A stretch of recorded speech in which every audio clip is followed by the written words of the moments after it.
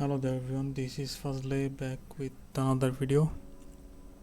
In today's video I am going to show you how to create this cool looking carousel which also works automatically by using this set timeout function from JavaScript, and when I hover on the carousel it automatically stops the set timeout function, and when I leave the mouse from the carousel it automatically triggers the set timeout function. And first of all, let's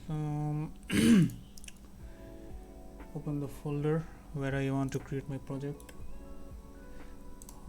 Let's create a folder named Carousel and open with VS Code.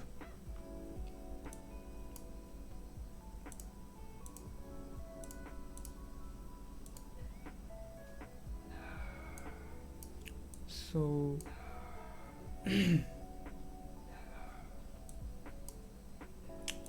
is the project file, and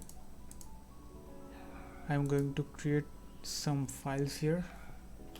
First of all, let's create index.html, then style.css, and then obviously script.js.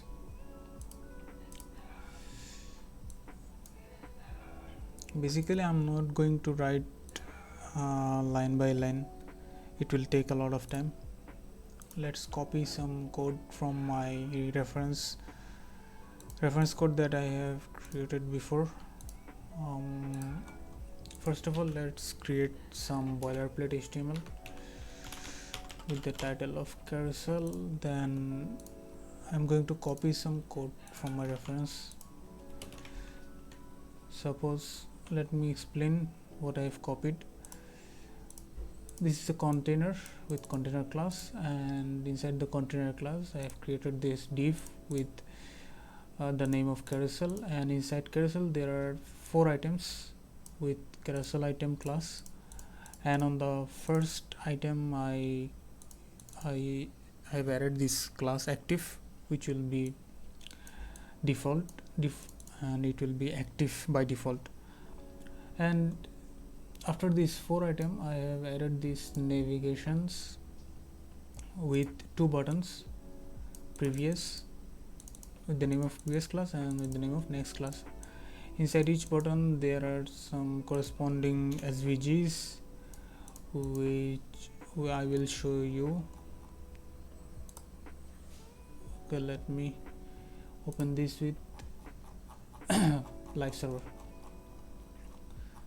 So as you guys can see, there is no styles, just showing the images stacked one after another, and there are also these 2 buttons which is currently not working, but after adding some CSS I hope it will work.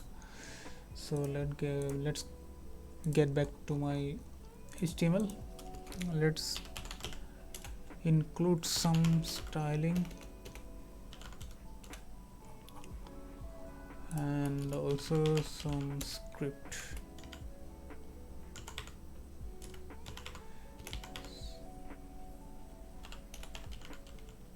Script.js. Now let's copy some CSS. First of all, reset everything by adding border box, padding and margin. Then on the body let's set some minimum width and height, overflow hidden and padding to make it more just adding some white spaces and all that. Now carousel part, not carousel, container, I add this width and margin of 0 auto to make it into the center. Let's put it right here and open it here.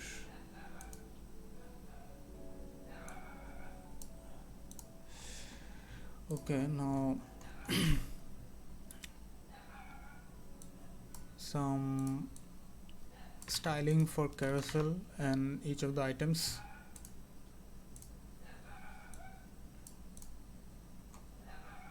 So you cannot see the other images, other other items, because I have put this display none, and only on the active item it will show.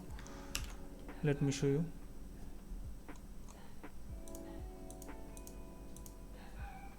Overflow hidden next site. Yep, others are showing, other items are showing, and when I use this overflow hidden, then display none to hide other items except these active items. Okay, let's add this animation for you will see later how it works. And for each of the carousel item image, I'm just giving this height, width and object fit to keep it into the right position. Then let's add some styling for my buttons.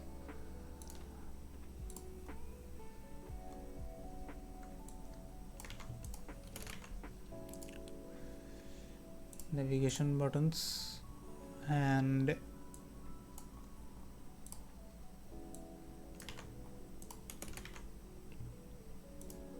as you guys can see, the buttons are showing here, next and previous.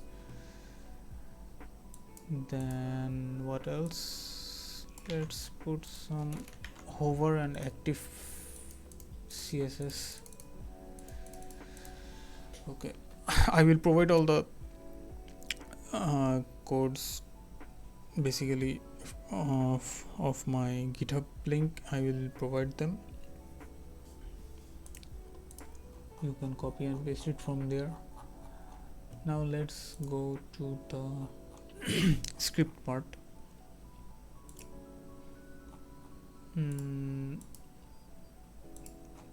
First of all, what we need to get the carousel div. Let's see if my JS is working or not.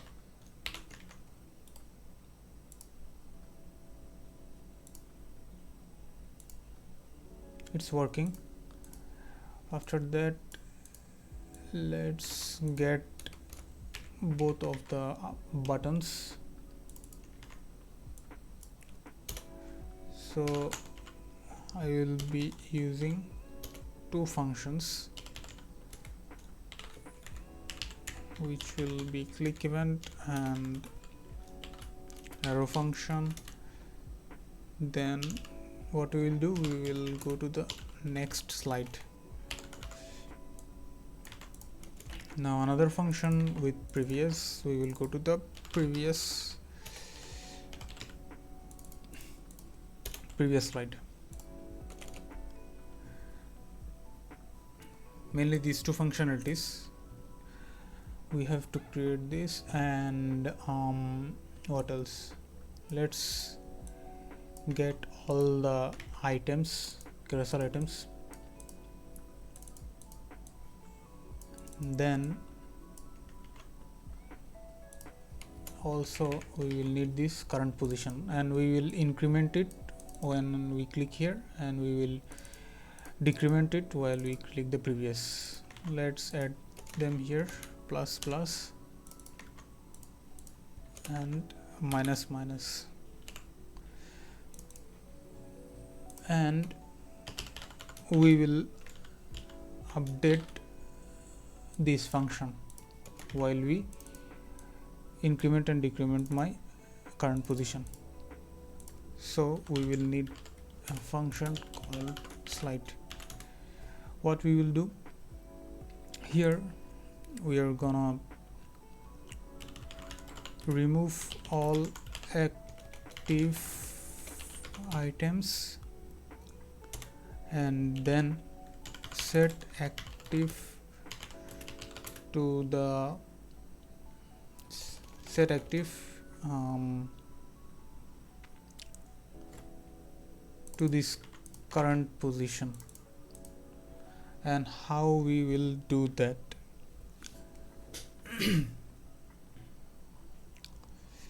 Let's first of all, let's remove the active class. Document dot query selector,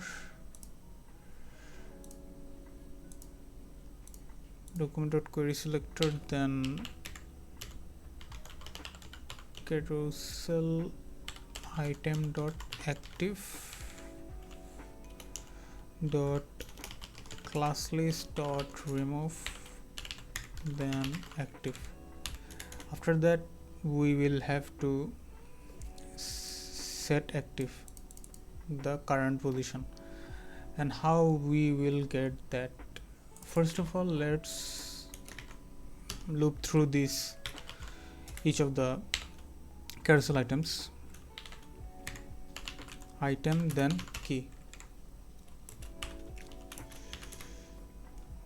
While we get through all of the items, we will check if the key is equal to this current position. If it matches, then item dot class list dot add, what we will do, we will set it active.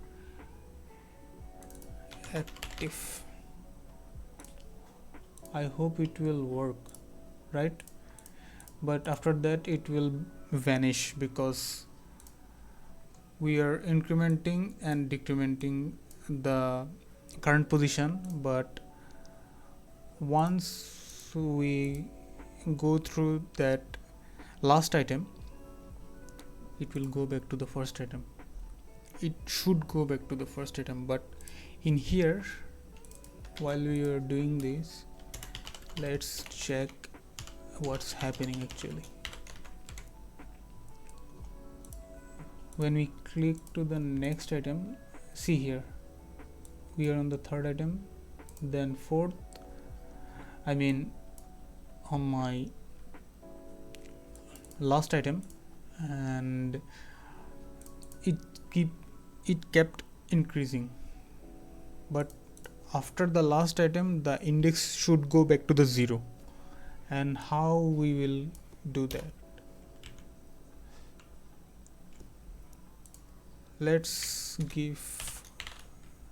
We will need two conditions.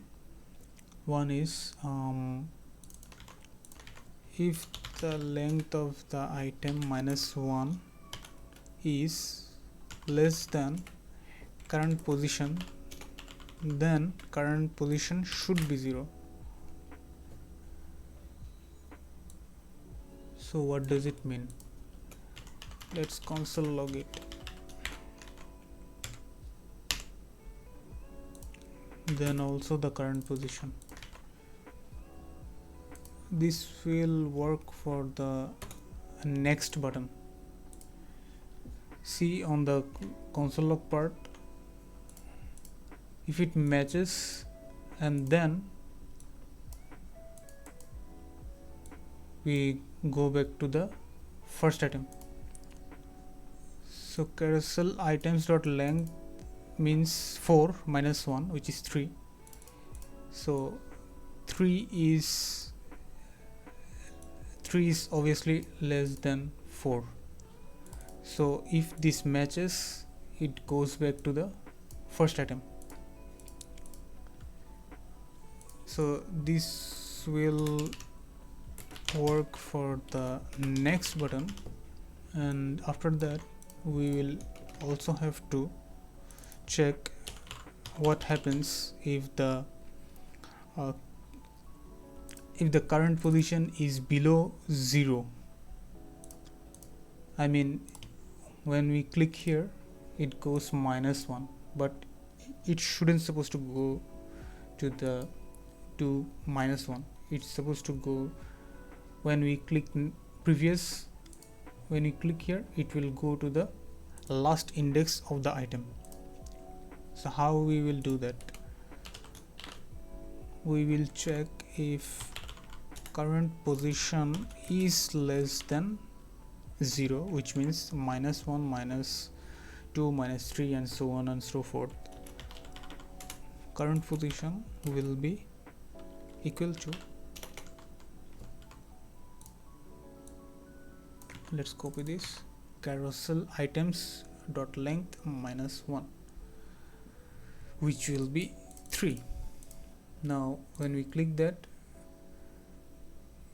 it turned into, current position turned into 3, now 2, now 1, now 0. Now if we console log this here, we will see the latest position. Now see, 3, 2, 1, 0, 3, 2, 1, 0. Well, click next and it's also working. So congratulations, we have successfully created a carousel which includes next and previous button. Now let's turn into some kind of auto slider. How will we do that? We will use this function slide and we will reuse it. So let's create another function named auto slide, and we will need to call that later on here. But what will happen in this function, we will increment the current position, then we will call the slide function. Then this is the important part, let's create something like timeout. Just initialize this variable here and we will do this timeout equal set timeout. We will call this function from here, same function, and we will use what is this called, interval time, like 3 seconds. So now it will call itself after 3 seconds, and we have successfully created an auto slider.